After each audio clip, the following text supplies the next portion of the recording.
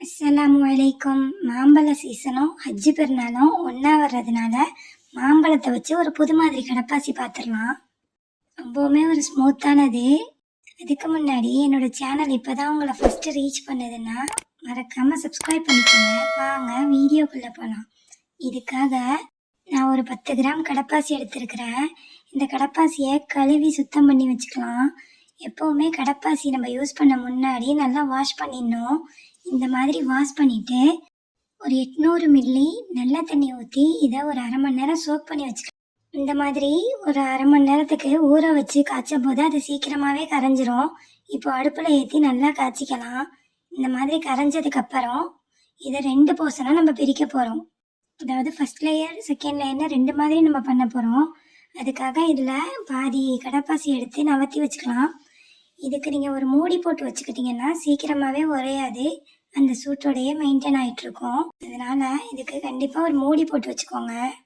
இப்போ மீதம் இருக்கிற கடப்பாசி கூட நான் நியூட்ரி ஜெல்லி மேங்கோ ஃப்ளேவர் எடுத்திருக்கேன். இது முற்றிலும் ஆப்ஷனல் தான். உங்ககிட்ட இருந்தால் யூஸ் பண்ணிக்கோங்க, இல்லைன்னா ஸ்கிப் பண்ணிடுங்க. ஏன்னா இதில் நம்ம மாம்பழ துண்டுகளை போட போகிறோம், அதனால ஃப்ளேவர் வந்துடும். இது கூட ஒரு 5 டேபிள் ஸ்பூன் சீனி ஆட் பண்ணிக்கிறேன்.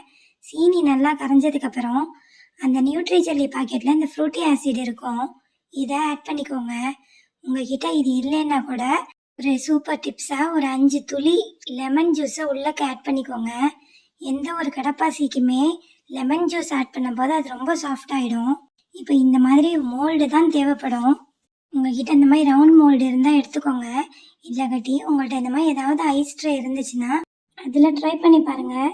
நீங்கள் எந்த ஷேப்பில் ட்ரை பண்ணுறீங்களோ உங்களுக்கு அந்த ஷேப்பில் அவுட்புட் கிடைக்கும். நம்ம ஐடியாவை பொறுத்தது தான்.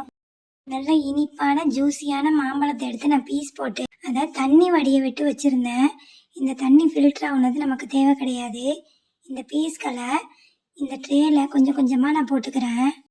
இந்த மாதிரி எல்லாத்துலேயுமே ரொம்ப அதிகமாக ஃபில் பண்ணாதீங்க. ஒரு 4-5 துண்டு இருக்கிற மாதிரி ஃபில் பண்ணி நம்மளோட ஃபஸ்ட் லேயர் கடப்பாசி போர்ஷனை இதில் ஊற்றிடலாம். ஒரு கெஸ்ட்டை இம்ப்ரெஸ் பண்ணணும், இல்லை ஒரு வித்தியாசமாக ட்ரை பண்ணணுங்கும் போதே இந்த மாதிரி செஞ்சு பாருங்கள். பசங்கள்லாம் ரொம்பவுமே விரும்பி சாப்பிடுவாங்க. இப்போது இது உரையட்டும். இப்போ நம்ம செகண்ட் லேயர் பண்ணிடுவோம். இப்போது இந்த கடப்பாசி கூட நான் திக்கான தேங்காய் பால் ஒரு அரை மூடியை எடுத்து வச்சுருக்கிறேன். உங்ககிட்ட டின்னில் வர தேங்காய் பால் இருந்தாலும் எடுத்துக்கோங்க. இது கூட 2 டேபிள் ஸ்பூன் கார்ன்ஃப்ளவர் சேர்த்து நல்லா கரைச்சி விட்டுக்கலாம். இப்போது இந்த கடப்பாசியில் இன்னொரு 5 டேபிள் ஸ்பூன் சுகர் ஆட் பண்ணி நல்லா கரைச்சி விட்டு கொதிக்க விட்டுக்கிறேன். இது நல்லா சீனி மெல்ட் ஆகி கொதிச்சதுக்கு அப்புறம் நம்ம தேங்காய் பால் கலவையை உள்ளே சேர்த்துடலாம். உள்ளே சேர்த்ததும் நல்லா கிளறி கொடுங்க. கொஞ்சம் கெட்டியாகணுன்னா ஸ்டவ் ஆஃப் பண்ணிடலாம். இப்போது இதே மாதிரி இன்னொரு மோல்டு நான் எடுத்திருக்கேன். இந்த மோல்டில் நம்ம எடுத்து வச்சிருந்த இந்த செகண்ட் போர்ஷன் கடப்பாசியை 3/4 வாசி அளவுக்கு ரொம்ப ரமாய் ஊற்றிக்கலாம். முழுசாக ஊற்றிடக்கூடாது. ஒரு 3ல் 2 பங்கு ஃபில் ஆகுற மாதிரி தான் ஊற்றணும். உங்களுக்கு இப்போ வீடியோவில் பார்த்தாவே தெரியும், நான் வலியை ஊற்றாமல் கொஞ்சம் கம்மியாகவே ஊற்றிக்கிறேன். இப்போ 2 கடப்பாசியுமே நமக்கு உறைஞ்சிருக்குது. இதை எப்படி செட் பண்ணிடலான்னு பார்த்துடலாமா? இப்போ 2 கடப்பாசியும் ஒன்றா ஒட்டி பிடிக்கணுங்கிறதுக்காக நான் அந்த எக்ஸ்ட்ரா இருந்த போர்ஷனை ஃபில் பண்ண போகிறேன். அது எப்படிங்கிறத உங்களுக்கு வீடியோவில் தெளிவாக காட்டுறேன் பாருங்கள்.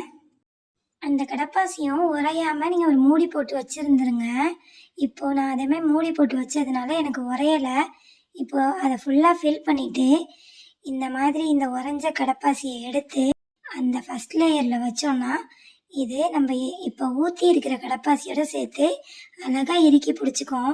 இந்த மாதிரி ஒன்று ஒன்றையாக இதில் அழகாக ஒன்றா சேர்த்துடலாம். அந்த ஒட்டி பிடிக்கணுங்கிறதுக்காக நம்ம ஊற்றின கடப்பாசி உரைய முன்னாடியே இந்த மேலே உள்ள லேயர் எல்லாத்தையும் வச்சுருங்க. இப்போது இதை ஒரு 5 நிமிஷம் நான் ஃப்ரீஸ் பண்ணி எடுத்துகிட்டு வந்துடுறேன். இவ்வளோலாம் மெனக்கிட முடியாது, ஏதாவது சிம்பிளாக பார்த்துடலாங்கிறவங்களுக்கு இந்த ரெசிபி.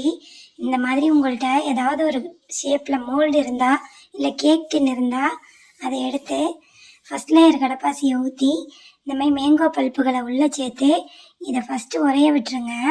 இது நல்லா உறைஞ்சதுக்கு அப்புறம் விட்ட கீரல் விட்டு செகண்ட் லேயர் கடற்பாசியை அது மேலே ஊற்றி அதையும் உரைய விட்டு சர்வ் பண்ணுங்கள். இது ஒரு சிம்பிளான மெத்தடு தான். இப்போ நம்மளுடைய முதல்ல பார்த்த ரெசிபி எவ்வளோ அழகாக உறைஞ்சிருக்குது, அழகாக ரவுண்ட் ஷேப்பில் நமக்கு கிடச்சிருக்குதுன்ட்டு பாருங்கள். வரக்கூடிய ஹஜ் பெருநாக்கு இந்த மாதிரி செஞ்சு அசத்துங்க. என்னோட வீடியோ உங்களுக்கு பிடிக்கும்னு நான் நம்புகிறேன். கண்டிப்பாக சப்ஸ்கிரைப் பண்ணி உங்கள் ஃப்ரெண்ட்ஸ் அண்ட் ஃபேமிலி கூட ஷேர் பண்ணுங்கள். நீங்கள் பண்ணுற ஒவ்வொரு லைக்கும் இந்த வீடியோவை நிறைய பேருக்கு கொண்டுகிட்டு போய் சேர்க்கும். ரொம்பவுமே ஸ்மூத்தாக சூப்பரான நம்மளுடைய மேங்கோ கடப்பாசி ரொம்பவுமே டேஸ்ட்டாக இருந்துச்சு. கண்டிப்பாக ட்ரை பண்ணி பார்த்துட்டு கமெண்ட் பண்ணுங்கள். இன்ஷா அல்லாஹ் அடுத்த வீடியோவில் சந்திக்கலாம். அஸ்ஸலாமு அலைக்கும்.